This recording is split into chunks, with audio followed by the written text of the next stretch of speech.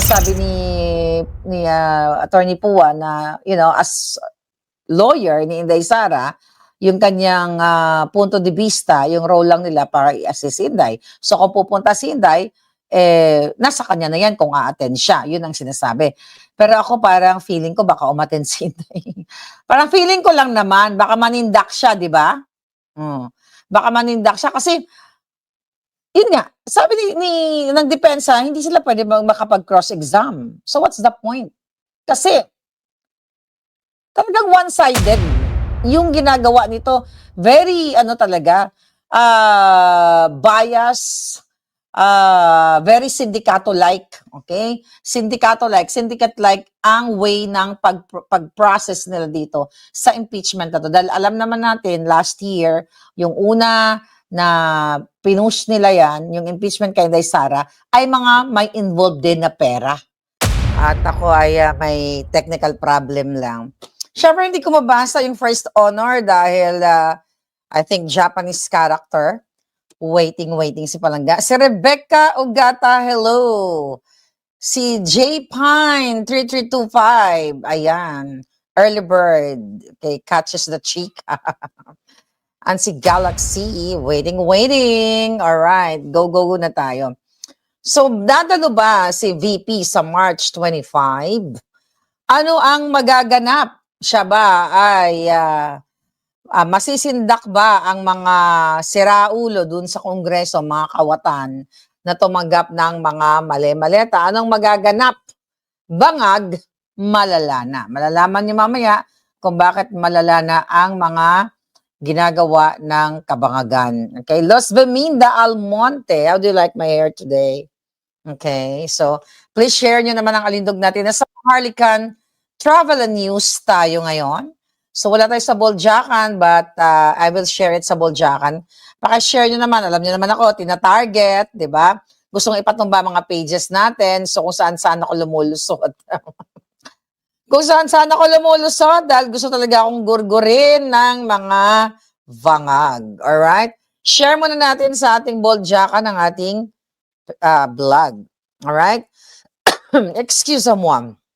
Okay, now let's talk about, syempre, Inday Sara pa rin, at yun pa rin naman talaga ang pag-uusapan natin, dahil ang according dito kay Luistro na nagtago sa kanyang asawang Corimao, okay? Alam niyo naman yung mga hayop na yan, mahilig talaga sila lumabag sa batas. Okay? So, ang tanong niyo sa akin, darating ba? Ang question, dadalo ba si Inday Sara sa March 25 doon sa kanilang kadyotahang politikang impeachment laban kay Inday? Well, nabanggit na kasi ng kanyang lawyer, isa sa mga abogado niya, si Attorney Michael Poa, okay, na there's no reason, actually, according to his interview kanina, doon sa dalawang TV station na pinanood ko, na yung ko lang yung aking pagkakaintindi na there's no point para umattend si Inday Sara doon, and even yung kanyang mga lawyers, di ba, nagsumagot na sila doon sa kanilang ad cotelam, how did you pronounce that? Na parang, sinagot nila ng kontodong pag-iingat, okay?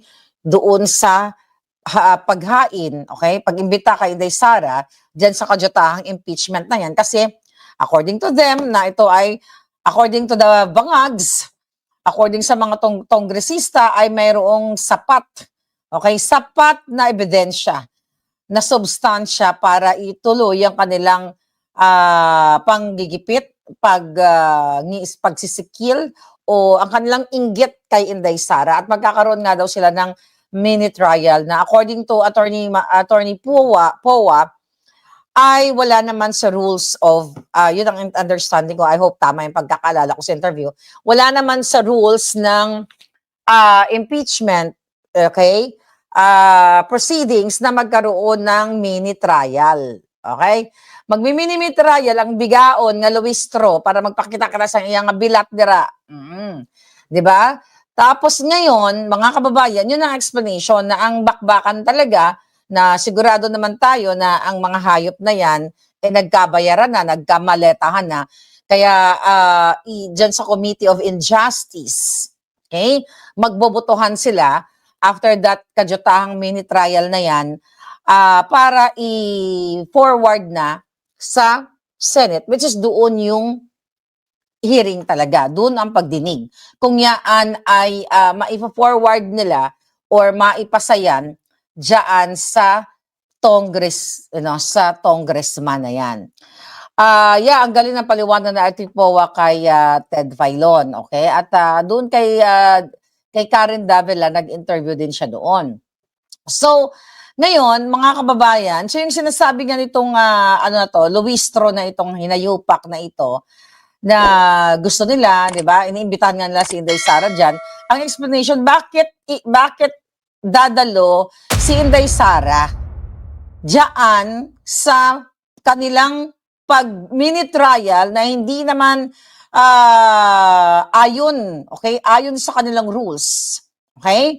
At kahit naman dumalo ang mga counsel o mga lawyers, mga defense lawyers ni Vice President Sara, ay wala rin sila namang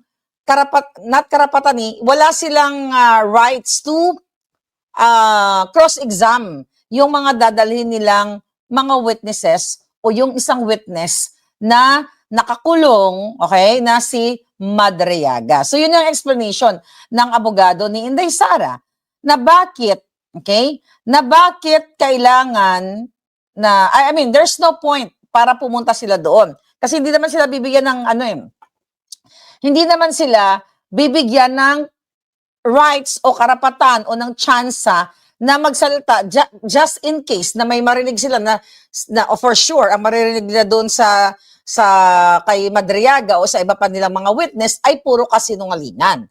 Ang sabi nga ni Attorney Pua, walang ultimate facts. Pinost natin yan kanina sa Buljakan. Okay?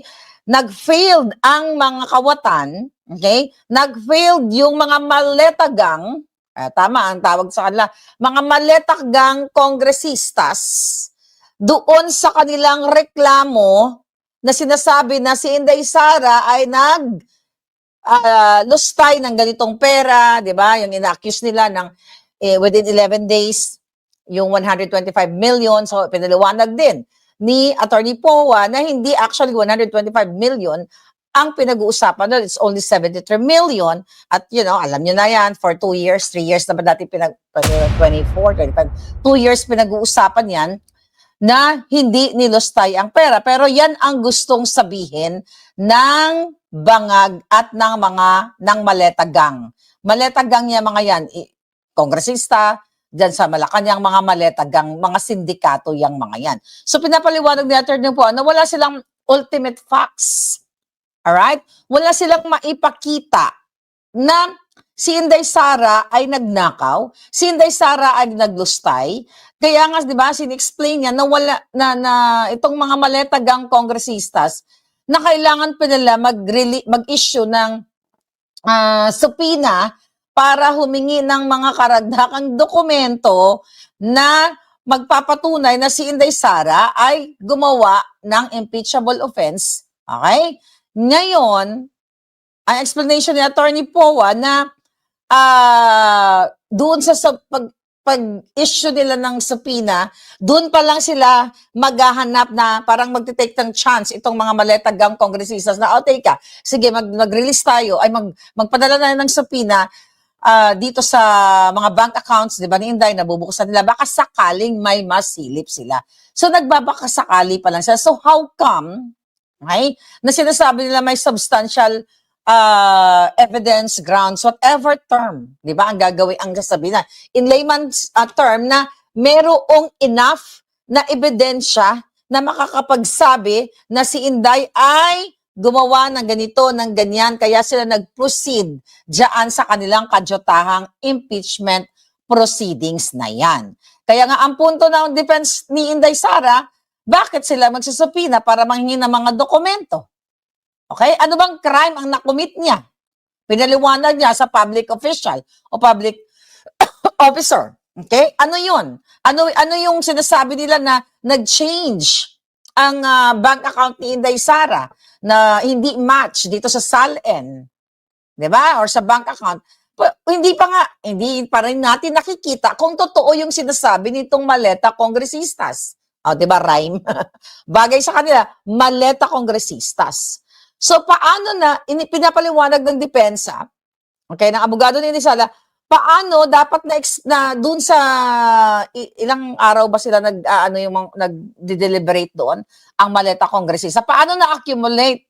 Paano na-acquire? Yung sinasabi nilang ill-gotten wealth na wala nga silang dokumento, wala nga silang ebidensya na nakapagsabi na nagnakaw si Inday Sara. So ginagawa nila yan because of the maleta. Okay, dahil sila nga ay maleta gang. So sinasabi ng depensa natin, not na pagkasali, hindi naman tayo abogado, na yung ginagawa ng maleta gang ay tahasang speculation, pagbibintang, 'di ba? Nagko-conclude sila na wala pa silang hawak na ebidensya. Kaya nga ang point ng mga magagaling na abogado ni Inday Sara, meron palang substantial grounds, 'di ba? Or ebidensya na makakapag na para ituloy itong proceeding na ito. Bakit kayo magsusupina? 'Di ba? Kung sigurado kayo may ebidensya kayo, dapat tapos na, 'di ba?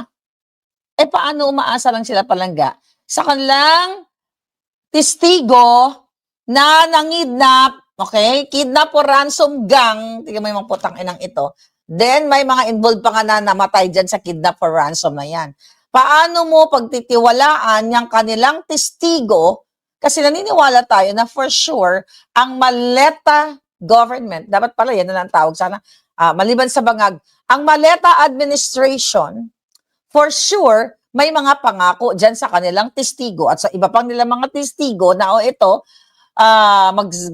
mag-ano ka dyan, gumawa ka ng mga affidavit mo, di ba? Dahil in-expose din natin sa inyo na si De Lima pumasok din doon. Kaya ang tanong nga natin, pumasok sa kulungan at pinuntahan si Madriaga. Tinignan natin kung ang buto ba ni Madriaga yung chop-chop ni De Lima. Di ba? Ito yung kalaban natin, mga palangga. Di ba? Buti na yung hair ko, hindi na si stress sa kanila. Di ba? So, ito yung sinasabi ni Attorney Poa. Okay? Na kahit gusto man nilang gusto man nilang pumunta doon or what, hindi naman sila mabibigyan ng chance. Kahit dumalo sila doon sa Congress na yon, sa maleta kongresista, maleta, yung mga julul na yon, hindi sila magkakaroon ng chance. Pero knowing Inday Sara, si Inday Sara, alam nyo naman yan, ang mga eksena niyan ay bigla na lang nag-show up. 'Di ba? Baka magulat sila at matamemi sila at matakot silang lahat kasi alindog pa lang ni Sara natatakot na yung mga hitad. Okay? Even yung paulit-ulit na mga actually hindi naman tayo naaasar yung mga kaletsyahan ng NPA aligned. Katulad yung mga yung mga NPA mga pangit na maleta kongresistas. Sila De Lima, paulit-ulit yung mga Mary Grace Piatos na yan. Paulit-ulit na binabanggit yung mga alias-alias na yan, mga kababayan. Ipinaliwanag din ni Attorney Poa na yan ay not normal. It's parang, how do you say that? Kumbaga part ng intelligence operations. Okay, hindi siya paglabag sa batas. Na gumamit ka ng pangalan na Mary Grace Piatos o Maharlika Maalindog, okay? To conceal, okay? To conceal because of security issue, okay? I mean, national security issue. Mga kababayan, pinaliwanag yun ng depensa na hindi ibig sabihin noon ay impeachable offense na. Porkat gumamit, kasi yun yung dinidiin sinasaksak sa utak natin na kung tatanga ka lang, katulad ng mga mahilig chumup-chup ng boto, okay? Yang mga maletagang kongresistas, mag-chup-chup ng boto, magpasulod ng boto sa buli ni Bangag, yung mga ganyan. So, maluloko ka talaga. Buti lang may mga vloggers now, like me and you, na tulong-tulong tayo sa pagbibigay ng information. Kasi marami talagang lalo na yung mga kabataan ngayon na medyo mahina-hina yung utak. Okay? Mahina-hina yung utak dahil unang-una kulang sa pagkain, maaaring nagdroga, puro problema dahil ang dinulot ni Bangag sa bansa natin ay puro problema. So itong mga kabataan na ito na sobrang bagsak yung kanilang performance when it comes to school. May mga survey ngayon, ano, yung mga bata na supposedly marunong na magbasa at that certain age, hindi pa marunong magbasa. 'Di ba? Ang baba, kumbaga ang baba ng ratings ng ano tawag dito, ng ating mga estudyante when it comes to sa kanilang kaalaman. Dahil sa panahon ngayon, although maganda dahil may social media, right on your fingertips, dapat nalalaman na ng mga kabataan kung ano yung mga information, pero kasi mas naaabuso nila yung katawan nila, puyat sila ng puyat, puro problema, o baka yung iba singot ng singot, katulad ni Bangag. You know what I mean? So, yun yung reason kung bakit yung educational, ano natin, yung performance ng ating mga kabataan ay bagsak. Kaya they need us para i-explain itong mga simple lang naman sana na na simpleng intindihin na ginagawa ng mga rebuilding NPA aligned, mga maleta gang, congressman at maleta government na sinasaksak sa isipan ninyo ang Mary Grace Piatos na yan, yung 11 days na naggastos yung confidential fund na yan, mga kababayan, ito ay pinaliwanag ng depensa na hindi po ito labag sa batas. Kumbaga, it's part of the practice ng intelligence. So, binababoy, ginagago tayo. Okay? Ng mga bangag kung hindi tayo nag-iisip, kung hindi tayo nagre-research. Kasi nasabi nila, yung mga kansyatan, yung Sal ni Inday, ganyan-ganyan. Nagkaroon siya ng nakaw na yaman. Wala naman silang ebidensya. Again, magsasupina. Asan yung ebidensya? Hindi katulad, di ba, nalagay sila sa Guinness Book World Record na talagang magnanakaw sila. Ayan yung maleta gang, yung explanation, yung expose ni Zaldico ng 18 Marines / soldiers na ang mastermind ay ang mga tumanggap ng maleta. Si Bangag, paulit-ulit na natin kasi dapat talaga explain natin o paulit-ulit huwag natin kalimutan kasi yun gustong i-cover up ng mga Bangag na mag-focus na kay Mary Grace Piatos at dito sa walang kamatayang 125 million pesos pero deadma ang maleta kongresistas sa bilyon-bilyong ninakaw ni Sandro Marcos, ni Martin Romualdez, ni Lisa Tanas, ng Bangag, yung pinangalanan ni Zaldico Amina Pangandaman, Bersamin, Trillanes, although yung hayop na yan, may kalalagyan din yung putang anang yan, George Garcia at lahat sila. So bigla na lang sasabihin nila sa media, alam mo kaya ni Inday, yung Sal and chuchu, meron siyang ill-gotten wealth. Nasaan? Nasaan yung ebidensya? Kung meron silang ebidensya, mga kababayan, ikinalat na nila sa buong sambayanan, kahit sa planetang Mars, dadalhin yan ng mga maleta gang, ng maleta government, okay? Yang ebidensya na yan na merong ill-gotten wealth si Inday. Kaso lang, walang ebidensya.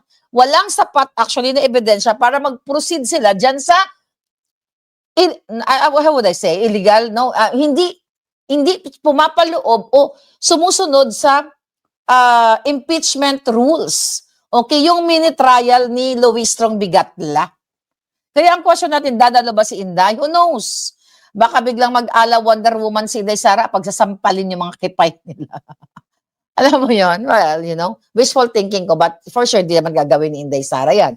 Sabi ko nga, si Inday Sara, I know for a fact na kung yan ay lalabag lang sa batas, ito lang ma-segue ko lang. Kung si Inday Sara, gustong lumabag niyan sa batas, mga palangga, dapat si Pangulong Duterte nakalabas na yan. You know what I mean? Kung gusto lang ni Inday Sara lumabag sa batas, si PRA din nakauwi na yan ng Davao. Kaso lang, ang Inday Sara gusto pa rin niyang, hindi gusto pa rin niya. Bilang isang vice-presidente, kung tutuusin, kung yan ay talagang minimin niya yung sinabi niya, dapat si Bangag gorgor na yan. Alright? Pero hindi naman gawain yan ni Inday Sara. Ang may gawain ng gugurgur ng tao, ang mga Marcos. ang Maleta Gang. Si Chris Aquino na rin mismo na ang tatay niya, mismo nagsabi na ang tatay niya ay pinapatay o pinagurgor ng mga Marcos at ngayon magkakasama na silang nagpagurgor at mga manggugurgor, di ba? So yan ngayon ang kaabang-abang natin sa March 25 kung si Inday Sara ba ay dadalo dyan sa kanilang kadyotahang mini trial na yan. So ngayon, ang sabi ni Attorney Pua na, as lawyer ni Inday Sara, yung kanyang punto de vista, yung role lang nila para i-assist si Inday. So kung pupunta si Inday, nasa kanya na yan kung a-attend siya. Yun ang sinasabi. Pero ako parang feeling ko baka umattend si Inday. Parang feeling ko lang naman, baka manindak siya, di ba? Baka manindak siya kasi yun nga, sabi ng depensa, hindi sila pwede makapag-cross-exam. So what's the point? Kasi talagang one-sided yung ginagawa nito. Very, talaga, bias, very sindikato-like, okay? Syndicate-like ang way ng pag-process nila dito sa impeachment na to. Dahil alam naman natin, last year, yung una na pinush nila yan, yung impeachment kay Inday Sara, ay mga may involved din na pera. Binigyan, di ba? May lumabas na issue na binigyan ang lahat na pumirma para impeach si Inday Sara ng multi-million. I forgot kung ilang milyon na yan. At dito, mga Maleta Gang, di ba? Sinabi mismo yan. Okay, may mga I think si Chanko, I'm not sure kung ano exactly yung sinabi, pero may mga insinuation na itong mga Maleta kongresistas na ito ay nakatanggap ng mga male-maleta para i-push yang ganyang mini trial chuchu with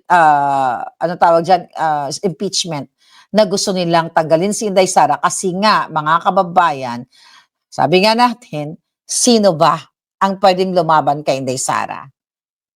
Wala sa panahon ngayon. Si Leni Robredo ang kipay niyan, Diyos ko, na di ba? Nagdamol na sa pagiging loser. Okay? And I hope Attorney Guanzon will speak up again kung paano nandaya itong si Leni Robredo, yung dati niyang sinuportahan.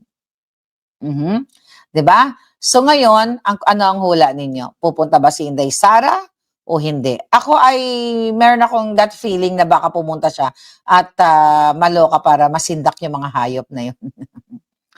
Kasi nga, hindi nga ang sabi ng law ni POA ay hindi naman yun parang parang sa inihalimbawa na about preliminary investigation na hindi naman pwedeng o hindi nagko-cross-exam. Okay? So doon, preliminary investigation at hindi nila ma-cross-exam itong si Madriaga o iba pang mga witness.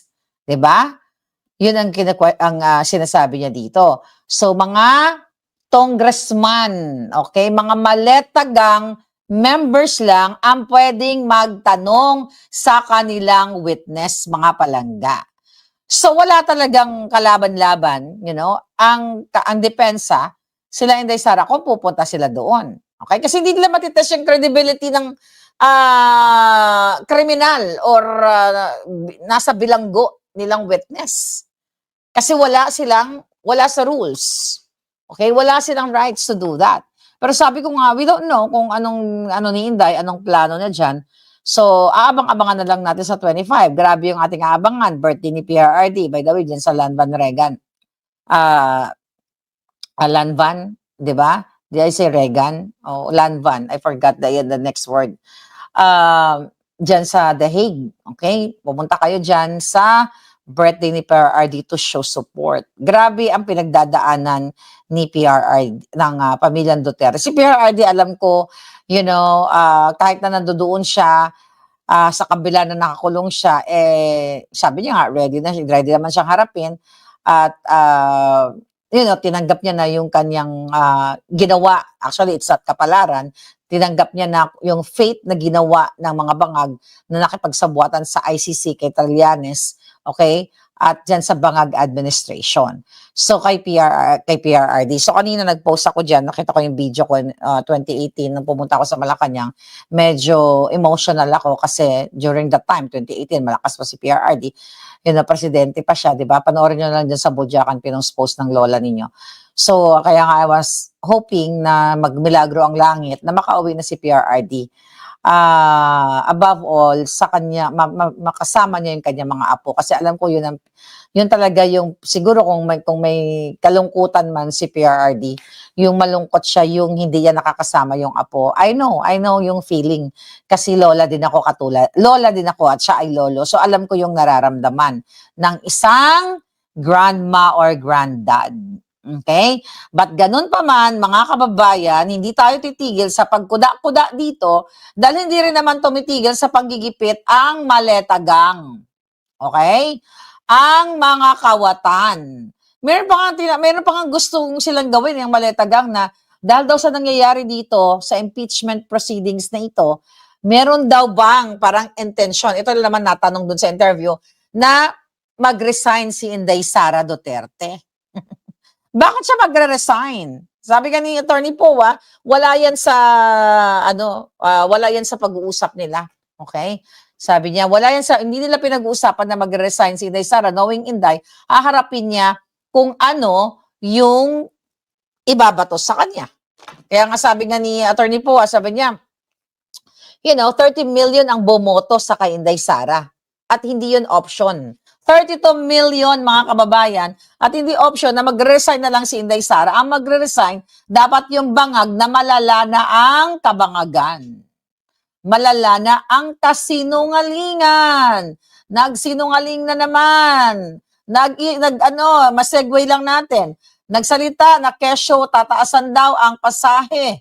Dahil nga sa pagtaas ng fuel, almost double na ba dyan sa Pilipinas? Sobrang taas na ang presyo, tapos binawi na naman. So yung mga grupo na mga tsuper, ganyan. So masakit na naman sa kanilang bulsa, tama ba? Masama yung kanilang ang kanilang pakiramdam. Hindi, masama ang kanilang pakiramdam. Yung kanilang emotion kasi nagsinungaling na naman, malala na yung bangag. So ngayon, kawawa talaga ang lahat. Pag nagtaas ng presyo, presyo ng bilihin, nagtaas ng pasahe, syempre ang kawawa din yung mga tao. Hindi rin naman nagtaas yung sweldo ninyo. 'Di ba? Tumaas ang gasolina, itataas yung pamasahe, which is hindi pinatupad, dapat ganyong araw yun o yesterday yata doon sa Pilipinas. Nagsinungaling na naman ng bangag, kaya naman mukhang magpoprotesta na naman ng tsuper. Ngayon, yung mga workers, like yung mga trabahante, hindi naman tinaas yung sweldo nyo, pero ang pamasahe tataas. Kaya kawawa talaga. Kasi nga, bangag yung presidente nyo. Hindi niya na-anticipate, hindi niya pinlano ito. Sabi nga ni Inday Sara, alam niya, I think 2022 ba? Or early, as early as 22, 23, ay alam niya na possible na magkaroon ng kagulo, ng bang. So dapat pinaghahandaan ng isang presidente na kapag ganito ang mangyayari, ano ang gagawin mo sa taong bayan? Okay? Ano ang sabi niya?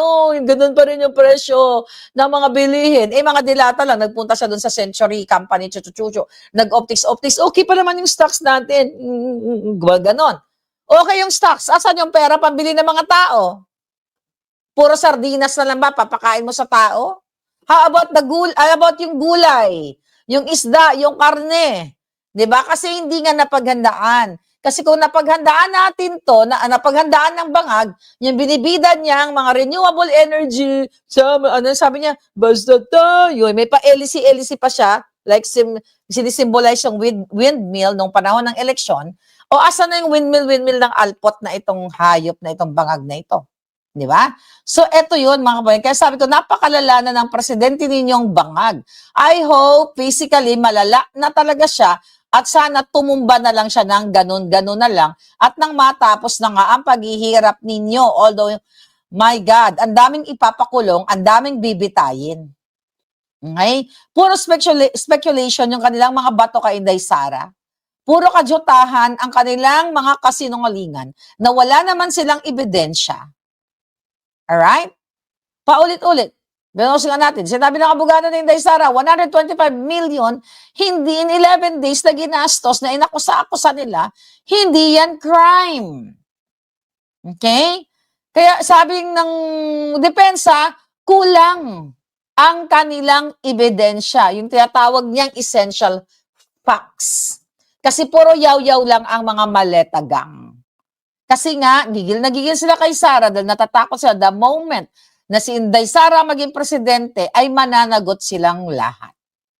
Di ba? So yan mga palaga. Kaya itong mga hayop na ito, sabi dun sa tanong, na-surprise ba kayo dito sa mga sinasabi nitong maleta gang? Tapos sabi ni Attorney Powa, nope. Hindi. Kasi nga, ang ginagawa nila, pinaghandaan nila itong mga laban-laban na ito. Laban. Diyan sa mini-mini trial, yung hearing-hearing nila dyan, na puro kasinungalingan. Kasi hindi ka nila paliwanag paano naging plunderer si Inday. Di ba? Wala silang ebidensya. Again, wala nga silang hawak ngayon, di ba? Ano ang confidential funds? You talk about 125 million, 600 million, but tahimik kayo, tikom ang bibig nila sa pagnanakaw ng 100 billion o trillion ng Bangag administration. Ipinaliwanag na yan mayroon ng COA clearance back in nung DepEd Secretary pa si Inday. Okay, yung pinapaliwanag ni Attorney Powa, yung Office of the Vice President Funds, mga palangga, okay, 73 million lang daw yung dinidispute doon. Hindi 125 million. Diba? So yun, at may clearance ng COA, ba't nila gagamitin yun? Well, alam na natin. Okay? Alam na natin kung bakit ganun ang kanilang atake kay Inday Sara kasi natatakot sila. Okay? Yung mga sinasabi nila, isa sa mga grounds, yung pag-threat ni Inday tungkol doon sa video na yon, di ba? Sarili lang interpretation yon according to Attorney Powa na, in-interpret nila na si Inday ay gustong gumurgor. Pero hindi nila walang iba doon, naiintindihan naman nila eh. Ayon lang ipaliwanag sa tao na hindi, mangyayari lang yon kung gugurgurin nila si Inday. Ibig sabihin, kung hindi nila gagalawin si Inday Sara, walang mangyayaring gurguran kay Lisa Tanas, kay Bangag at kay Romualdez. Pero hindi na kailangan mag-effort para sa mga yan, para gurgurin. Ang bulati na, ang tadhana na ang gugurgur sa mga hayop na yan. Okay? Kasi nga, yung ano na yan, well, may karma talaga eh. Kakarmahin yan. Unti-unti yan kakainin ng bulati yung mga hayop na yan. Ganyan mga kababayan sa bayan natin, naabot na tayo ng giyera, bang bang bang, di ba? I don't know what's gonna happen. Recently, di ba, nanawagan si Papa Trump na doon sa mga karatig bansa o mga allies, okay, na maging part nitong bang bang bang na ito. I don't know kung anong gagawin ni Bangag. Diba? Ibabala niya ba sa kanyon yung mga sundalo? I don't know. Maring, pwedeng ibala na lang yung mga anak niya. O ibala niya yung pamilya na total, sila naman ang nakinabang sa pagnanakaw sa kaba ng bayan. Trilyon-trilyon ang ninanakaw nila para sa kanilang personal o family nila. Tapos ngayon, mga kababayan, kayo ang gutom. Okay? Yep. So, lahat pagigipit kay Inday Sara. Sabi nga ni Attorney Powa, kung overwhelming ang mga ebidensya nila, bakit kailangan pa magsapina? Diba? Inconsistent yung mga pinagsasabi na kasi puro kasinungalingan, kino-confuse nila ang mga tao, nagpapakalat sila ng disinformation, misinformation, lahat ng maling atake through their trolls, though their troll farm, gamit ang pera ng bayan para sirain lang si Inday Sara. Yan talaga ang katotohanan, mga palangga. At naniniwala ako na pagdating sa Senate, dismiss yan. Madidismiss yan. Okay? May bumulong sa akin. Okay, na may bumulong na anghel sa akin. Yeah. Madidismiss yan, mga palangga. Okay? Kasi hindi naman nila impeach si Inday Sara nagkaroon ng kasalanan si Inday Sara. 'Di ba? Hindi naman nila impeach si Inday Sara dahil concerned sila sa pera ng bayan. Quote unquote 125 million chuchu na 73 million na naman ang dinidispute diyan dahil may COA clearance nga.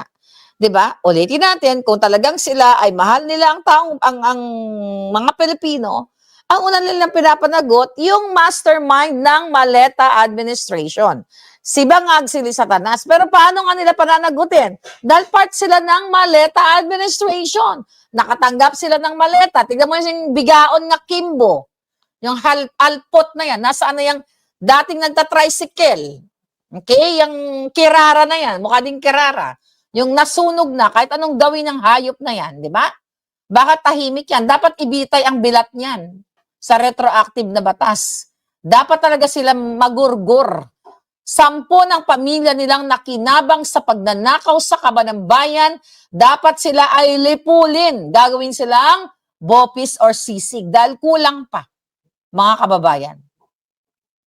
You talk about sufficient yung evidence laban kay Inday Sara? May nakita ba kayo? Mayroon na-implicate ba si Inday sa mga bribery? Ayan, kitang-kita si Bangag. Yung Okada bribery na yan, na-implicate na dyan si Bangag, expose ko yan. Si Martin Tambaluslos. Oh, ano ang ginawa nila? Datos 2023 pa natin expose. Ano nangyari?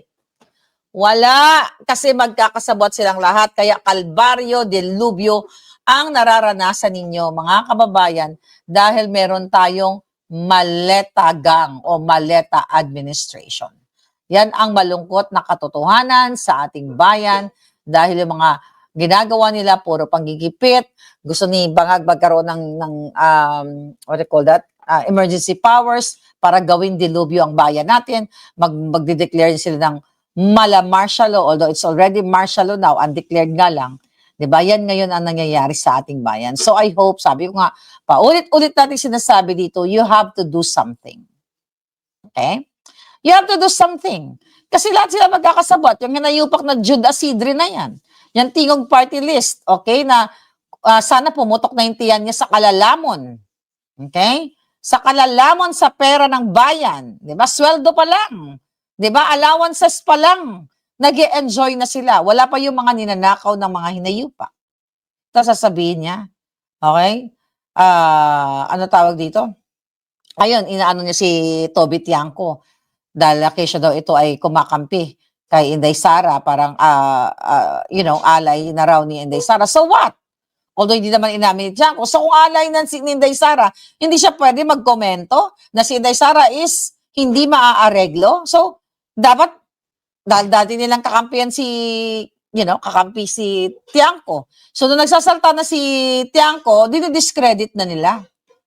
Okay? Na sinasabi ni Tiangco na takot sila sa sarili niyang, takot sila sa yung mga maleta kongresistas, takot sila kay Inday Sara kasi nga, pag naging presidente si Inday Sara, hindi naaareglo.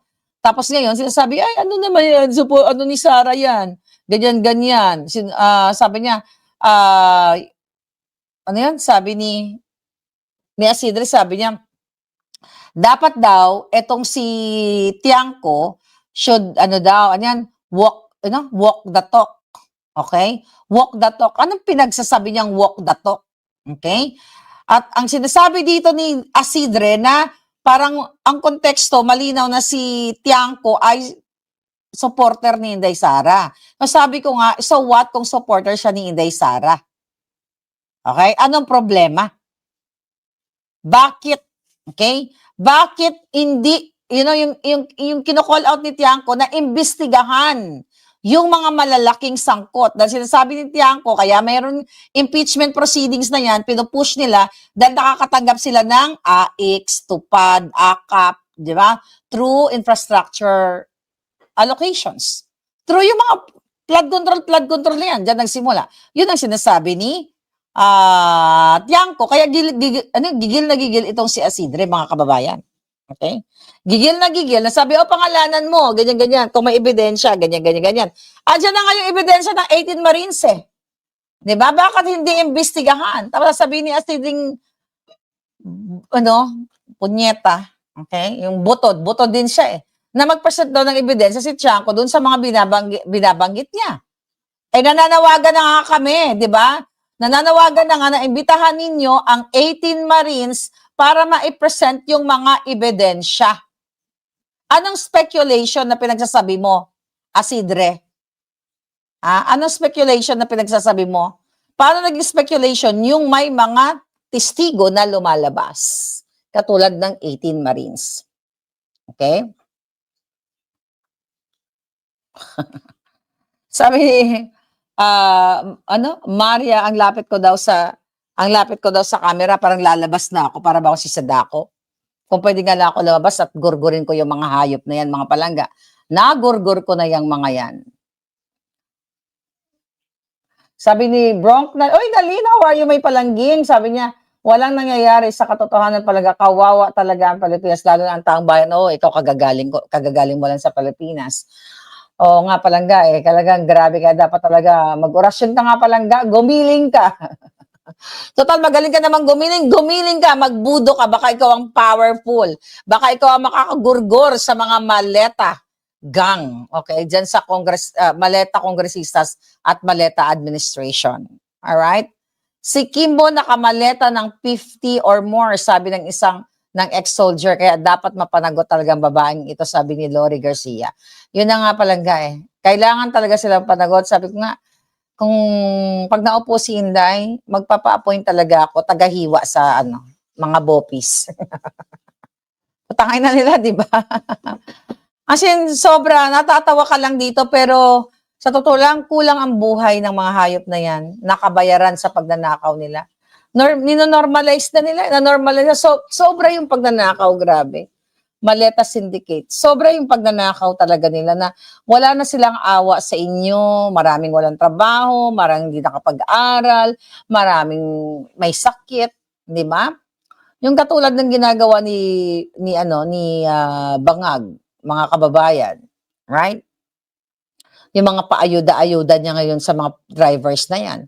Puro lahat yan band-aid solution.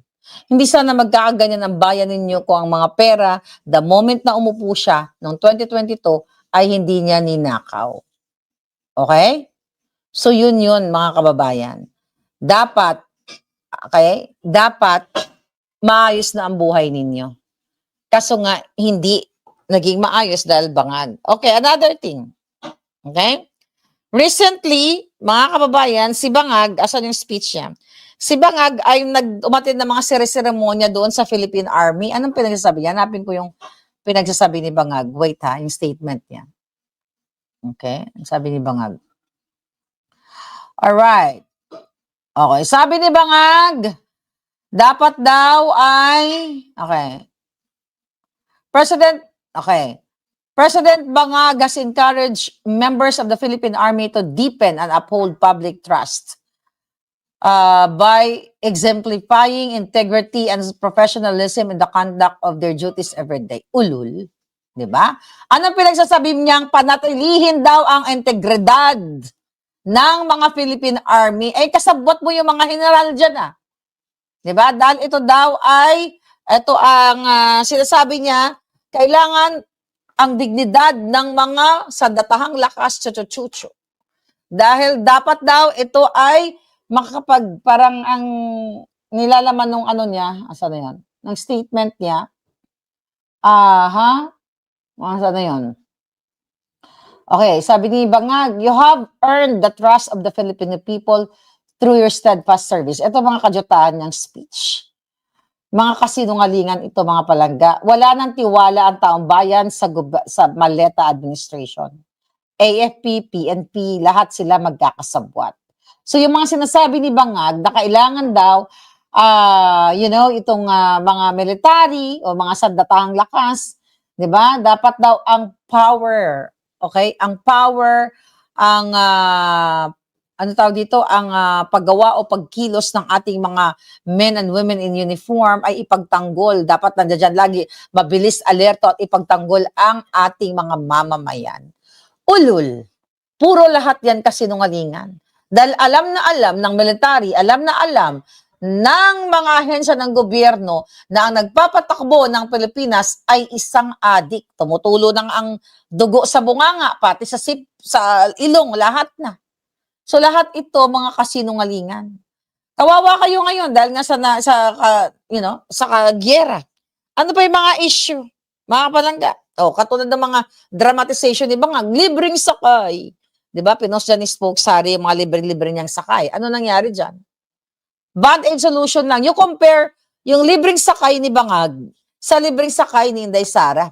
Yung libreng sakay ni Inday Sara is talagang kasama, nakapaloob, mga kababayan, nakapaloob talaga sa programa ng Office of the Vice President.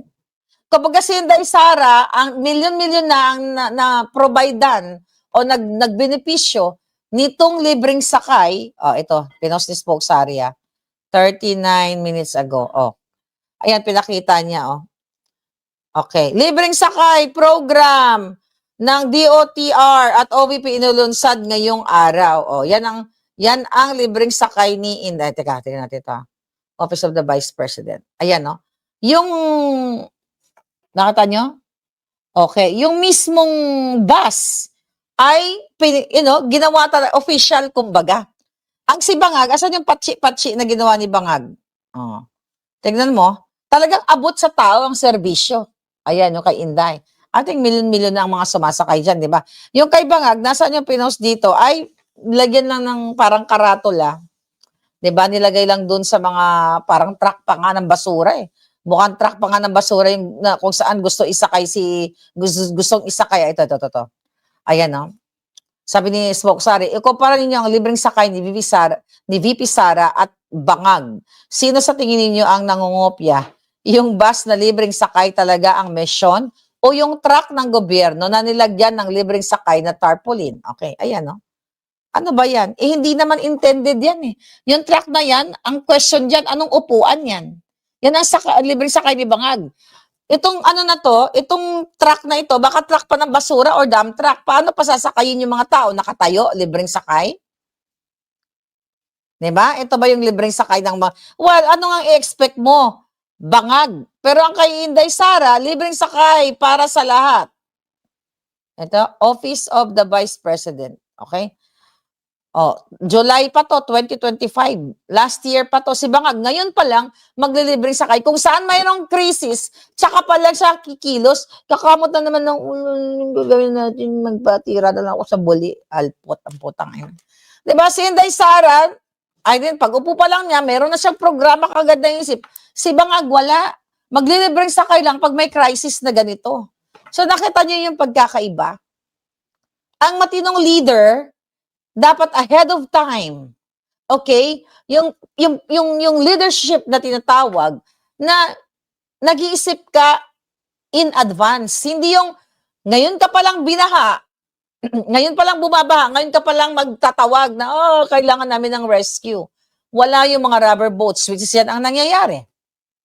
Diba? Tingnan mo, ang layo, July pa si Inday Sara, may ganyan na. Talagang, talagang official yung mga bus. Yung carousel sa EDSA ni PRD, yung laking pakinabang nun para sa akin, sabi ni Polly. Wala na yun, di ba? Tinanggal din yung mga Bangag yun. Wala na yung carousel ni PRRD, di ba? Libre sakay to City Jail, sabi ni AJCM. Yeah. Sana nga, hindi, libre sakay to Kumunoy, si Bangag dapat. Sabi niya, dapat papuntang impyerno. Di ba? Georgia. Okay? Yan yung mga issue ngayon. Libreng sakay, fuel increases, then, meron daw tayong enough supply, mag-import tayo ng coal. Okay? Kasi nga, sinabi ko sa inyo na may na-meet akong Amerikano nung nasa Vegas ako, na meron pinapropose sa gobyerno. Ngayon, ni Bangag about sa, what do you call that? Waste, fuel, from waste to fuel. Okay? Mga kababayan, according to that person na nag-try na, makipag-partner sa gobyerno ni Bangag, hindi pa nga nagsisimula ang negosyo, di ba? Ang kanilang pag-uusap ay, naghihingi na ng multi-million na lagay or bribes mula sa Bangag Maleta administration. So talagang hindi tayo papasukin ng mga investors. Okay? Hindi talaga tayo papasukan ng investors. Sabi nga ng US, who's that? State Department, 'di ba? That was last year. Natalamak ang red tape, yung pangingikil, pangungutong ng gobyerno ni Bangag, ng gobyerno ng Pilipinas, 'di ba? sa mga investors. We need a leader who is proactive, not reactive, sabi ni AIM. Okay? Roland, very, very soon, naging busy ako sa other business ko. But, yeah, watch out, okay? Abangan nyo yung ating live selling, ha? Darating tayo dyan, palangga. Hello, it's me. Hi, Jojo. Jojo Roque, how are you, palangging? Okay, so, ngayon, ang mga bidabidahan ni Bangag, pupunta sa mga kaning corporation, magpapa-optics, na okay, we have enough supply. We have enough supply na pagkain. Enough supply na mga negosyante, mga kaibigan niya. Kung gusto mo talagang bumilib ang tao sa'yo, kasi billion-billion ang ninakaw ninyo, enough supply, total, kaysa ninakaw ninyong mga hayop kayo, at di ba, meron na yung, ano yung registration? Di ba yung, ano tawag doon palangga? Yung SIM card registration. 'Di ba, na kinuha yung mga information ng mga Pilipino. 'Di ba, kayo, yung mga naka-register dyan or sa census, 'di ba, nakita naman yung mga pangalan ninyo. Kung gusto kung talagang si Bangag ay concerned dahil ang taas ng mga bilihin ngayon, right, Aga, Choleng, ang gawin niya, since naka-register ang pangalan ng mga Pilipino, automatic, bigyan niya ng tig-iisang boxes like balikbayan box size na mga grocery ang mga Pilipinong kapuspalad or walang masyadong kinikita. Imbis na magpa-picture-picture sa dyan, okay lang, may mga dilata pa tayo. Output, boto, ni Bangag, support. Di ba? Bigyan niyo kayo ng balikbayan box kasi, balikbayan boxes, like, isang malaking karton. Anong ginawa niya doon? Nag-picture-picture. We have enough supply. Saan yung enough supply? Asan yung pambili? Then Scorpion, asaan ang pambili ng mga Pilipino? Ang dollar ngayon, di ba? 1 to 60 na, no? Nakita, itong kahapon pa. Okay, kahit ayaw natin magpa-SIM card, magpa-registration, magagawa, di ka makakuha ng new SIM, sabi niya. Yun ang nga sinasabi ko. Kinuha nila yung information na yon para gagamitin nila yun sa panggagago, pangbubudol, o panggigipit na, eto si Maria kunyari, nagsalita. No, teka, nakita natin yung phone number galing sa 4, 5, 6, 7, 8, 9, 10, ganun. Gigipit natin, kakasuhan natin. Dapat yung registration, yung SIM card registration na yan, o yung mga information na kinuha sa iyo, dapat gamitin sa tama. Diba, imbis na magbida-bidahan si Bangag doon, na malala ng hayop na yun yung utak niya, na magpasabi-sabi na we have enough dilatas, dapat pinagkukuha niya yung mga dilata doon at pinukpok niya sa ulo niya. At nang matapos na siya, di ba? Yun na lang ginawa mo dapat, Bangag. Ang laki pa na naitulong mo sa taong bayan. Kinuha mo yung buong bakso na isang malaking lata o garapon. Di ba? Sinukpok mo yung ulo mong hinayupak ka. Dahil sa sobrang kababuyan mo, pag nanakaw mo, mga kababayan, you know what? Yung ninakaw nila, trilyon na. From 2022 up to the present, kung yan ay ibinigay na project o ayuda, lahat, name it, okay? Stimulus, whatever, ano pa, hindi maghihirap ang Pilipinas dahil mayaman ang Pilipino, ang Pilipinas when it comes to resources. Kaso ninanakaw nila. Okay? Sabi ni Roland, mag-breastfeeding na lang si Suso Bells para may pakinabang naman siya, total galing naman sa pera sa taxpayers. O nga, yung mga nagpa-dagdag ng Suso Bells, pa-chup-chup nyo na lang yung mga Suso Bells nyo, baka makatulong pa kayo sa mga nagugutom na mga hayok, katulad ni Browner.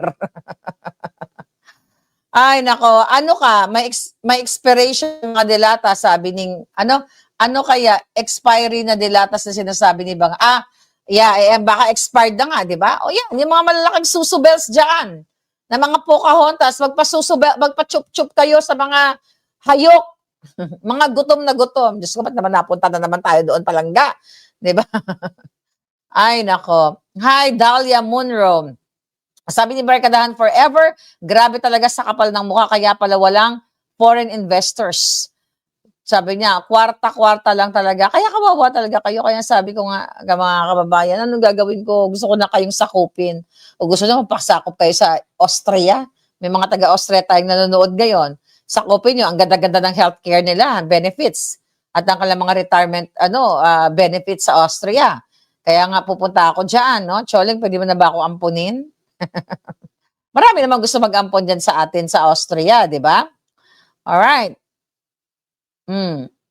Sayang ang budget sa impeachment hearing na 'yun, sabi ni Eloisa. Exactly. Good point. Yung hearing-hearing nila diyan, ilang milyon yung mga pinapalamon sa mga maleta kongresistas everyday.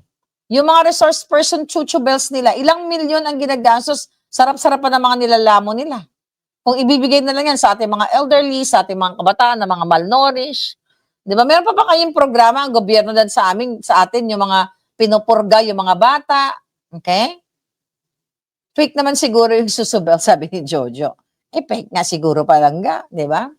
Ang lalabas doon, 'pag fake na susubels, ang magpa-chup-chup, ang lalabas doon, silicone. Silicone ang lalabas doon, 'di ba? So hindi gatas. So plastic, kumbaga. Hi, Sheherazade Alot. How are you, palangga? It's been a while, ah. Ayan, na-miss mo ang ating alindog. Okay? Sabi ni, pwede palangga paon sa makaad, ano? Pwede palangga paon sa makaad to sa Austria, sabi ni Ani. Oo nga. O paano daw? Agad Choleng, paano daw pumunta sa Austria? O pupunta na lang kayo, magpunta na lang kayo dun sa Europa. Kasi para mas madali mag-apply ng visa doon. Right? G3s, I know may war na impeachment. I know may war na impeachment pa rin ang inaatupag.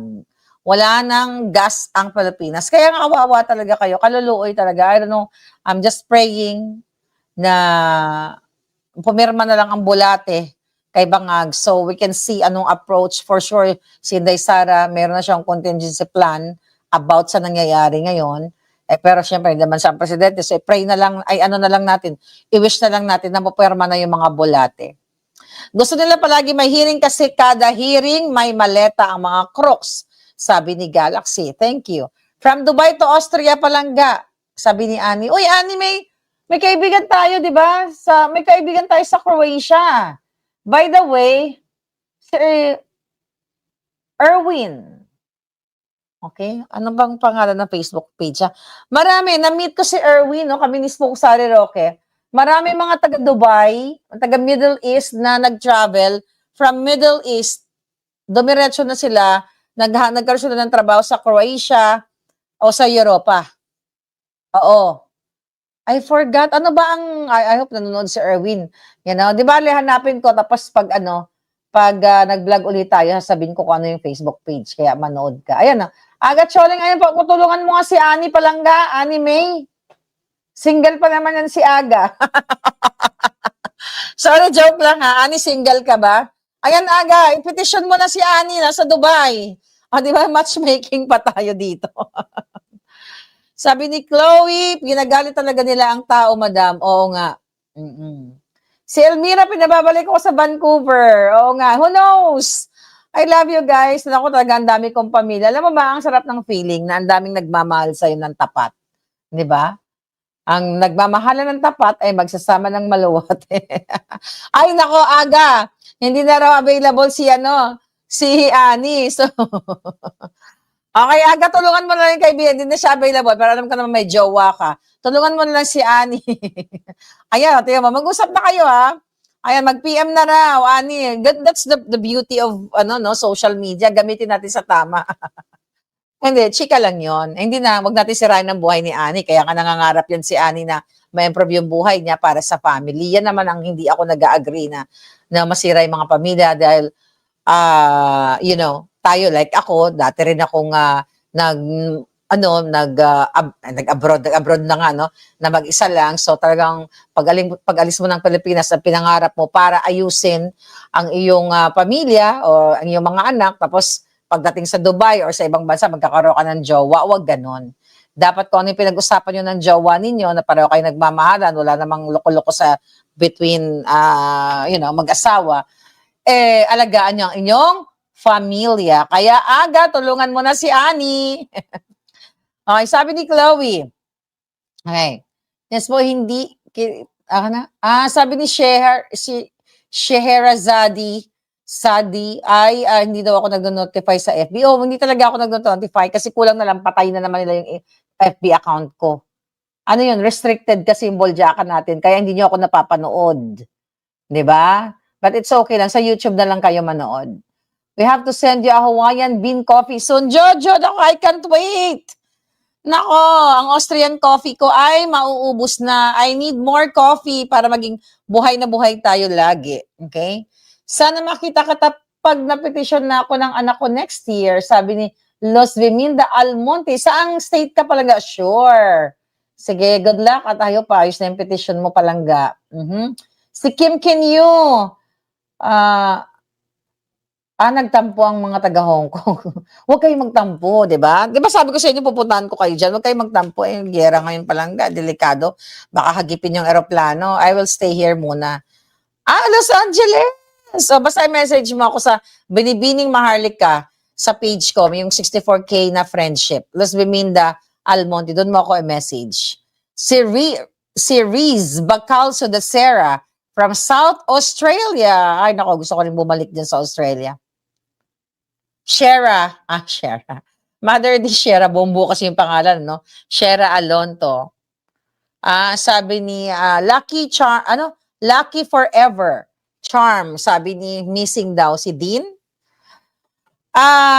Well, yun ang hirap naman kasi sa iba, mga clickbaiting eh. Okay? Dol kay Dean. Okay, wala namang official na missing si Dean. Pwede namang nag-hibernate lang siya. Kasi, like ako, may moment ako na ayaw ko lang talaga magsalita, pero kasi yung nga bells ko, hindi pwedeng magpapahinga lang yan ng 24 hours o 2 days. Hindi yan pwedeng mapigil yung nga bells. So, kailangan mabratatatatatat. So, baka nag-rest lang si Dean o gusto niya ng privacy or whatever. But again, I'm praying na sana mag-text back siya at I hope safe lang siya. I hope yung mga family ni Dean or Dean, kung naririnig mo, ang daming nag-aalala sa'yo. Pero wag naman yung missing. Iba kasi ang ibig sabihin ng missing eh. Maraming missing, nawawala. Ano nangyari? Hindi na siya makita? Or pag missing, iba yon, pangit, di ba? Pwede may masama nangyari sa kanya. So wag nating gawin yan. Okay? Wag niyong gagawin na pag hindi nag-vlog si Maharlika ng 2 days, 3 days, Maharlika is missing. Malay nyo. Di ba? Nag-enjoy lang ako sa sex life ko. Yung mga ganon, di ba?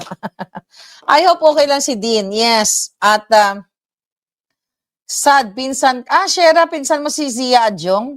Oo nga eh. Gusto mo budulin mo? Ay, budulin. Buduhin. Ivudo mo. Kulamin. Sorry. Alright. Lynn SB ng Davao City. Kaya, sabi ni Roland, kaya ubus na ang fuel reserve ng Pilipinas dahil kay Yusek Sosobels. Napunta sa suso niya. Oh my God. Dapat donate na sa mga homeless na lalo ang suso bells niya. Anyway, mga palangga, so, yun pa rin naman yung mga headline ngayon, unless meron tayong hindi alam. Sabi ni 1230 Cons, pag si VP Sara na presidente, pwede na tumaya sa loto. Baka meron na kayong mga maraming trabaho noon. Oo. Wala kasi ang loto. Puro mandaraya yung mga hayop na yan. Kaya wala talaga kayong maaasahan dyan. Huwag na kayo nagtatataya ng loto. Huwag na kayo umasa dyan. Di ba? Ipunin nyo lang ang pera nyo, invest nyo, negosyo nyo. Kahit pa paano meron pa kayong makikuhang dividendo or income. Yes, Jo. Thank you so much. Ayan. Shake pa rin ni din yung tails sa kanya, sabi ni Den Scorpion. I hope okay lang siya. I hope talaga. Okay, tignan natin. Ano ba yung mga comment?